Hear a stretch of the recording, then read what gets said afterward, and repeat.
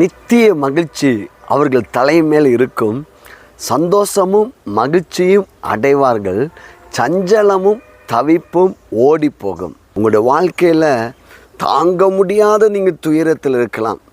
உங்களோட வாழ்க்கையில் மிகுந்த கஷ்டத்தில் இருக்கலாம்.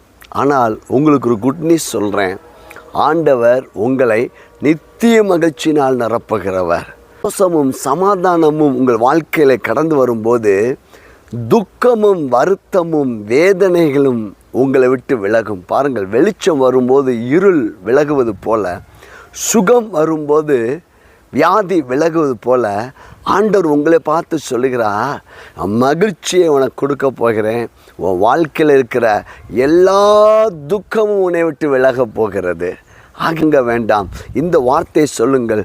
சஞ்சலமும் தவிப்பும் என் வாழ்க்கையை விட்டு ஓடி போகும். கர்த்தர் மகிழ்ச்சியாக நிரப்புவார்.